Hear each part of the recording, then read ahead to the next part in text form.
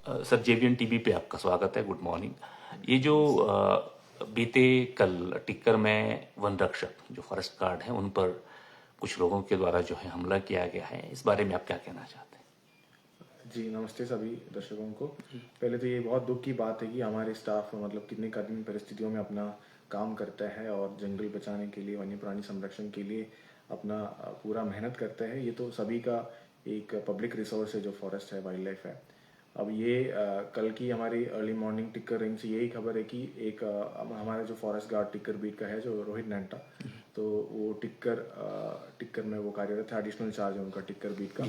और ये डीपीएफ टिक्कर में 6B में एक इलिसिट फेलिंग का इंसिडेंट उनकी नोटिस में आ गया और उसमें जो अवैध लकड़ी जो ले जा रहे थे उसका जो जब व्हीकल ऑनर एंड ड्राइवर का नाम परीक्षित देष्टा है, तो उनको जब इंटरसेप्ट किया फॉरेस्ट वर्कर के साथ, उन्होंने गाड़ी रोक दिया और अपना जो लीगल कार्रवाई है जो करना शुरू किया है, डिस्चार्जिंग ऑफिशियल ड्यूटी।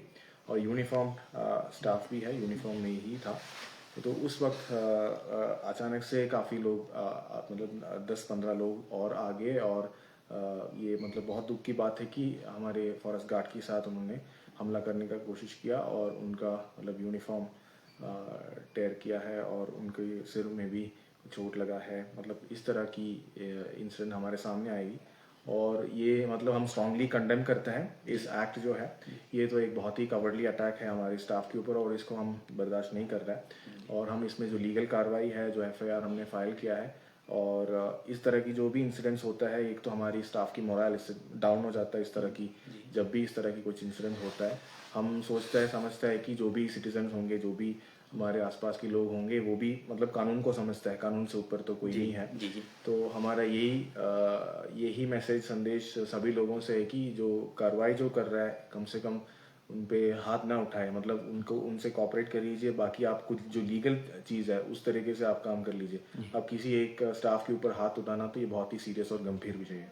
क्या वो अकेले गए थे या स्टाफ के कोई और मेंबर भी थे? उनके साथ फॉरेस्ट वर्कर था और उस क्या समय उनको भी चोटें आई? उनके साथ भी था? उनके साथ बल्कि नहीं हुआ है।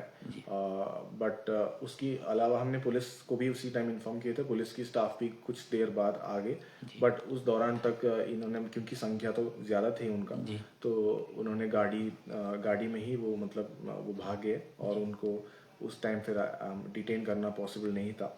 तो गाड़ी और जो मतलब मेन सस्पेक्ट जो है वो अभी मतलब फरार है। जो शख्स है वो किस गांव और किस क्षेत्र के रहने वाले जिनके द्वारा इस तरह की वारदात को जो अंजाम देने की कोशिश की गई है? कैसे, मैं समझा नहीं, सॉरी। जो शख्स थे जिन लोगों ने हमला किया है वन रक्षक पर, वो किस क्षेत्र के रहने वाले थे? नहीं, ये इंसिडेंट तो टिक्कर में हुआ है और जो मेन सस्पेक्ट जो है इसमें कांगटा विलेज की रहने वाला है, कांगटा गाँव। क्या वो सारे लोग एक ही गांव के थे, अलग अलग क्षेत्र के थे वहाँ? इतना तो इन्वेस्टिगेशन आगे नहीं हुआ, बट काफी लोग तो उसी गांव से ही था। ये अभी एफआईआर दर्ज हुई और जो आरोपी वो फरार है?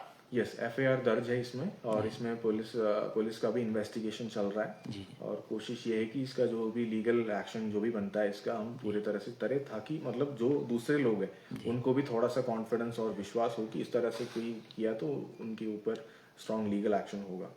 डिपार्टमेंट ही, क्योंकि जैसे कि आपने कहा है कि जिस तरह की चीज़ें ये बीच बीच में पहले भी सुनने में आती थी इस तरह की चीज़ें, और आज आपके सामने है सारी चीज़ें।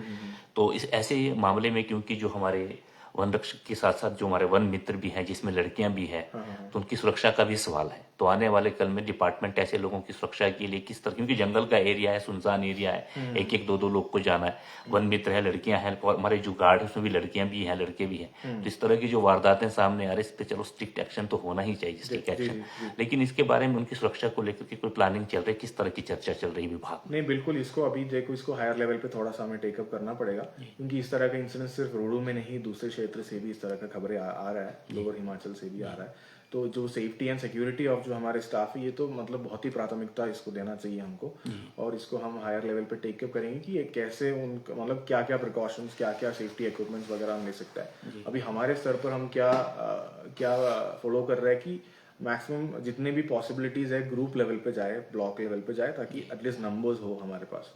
और एक तो व्हीकल्स का भी कुछ सवाल है, क्योंकि व्हीकल अगर हो जाता है हमारे पास तो वो भी एक बहुत बड़ा हेल्प हो जाता है। तो ये भी हमारा मतलब निवेदन होगा हायर ऑफिसर्स में और सरकार को कि मतलब थोड़ा सा इंफ्रास्ट्रक्चरल और सेफ्टी गियर्स वगैरह अगर प्रोवाइड हो जाता है तो इसमें काफ़ी राहत मिल जाता है।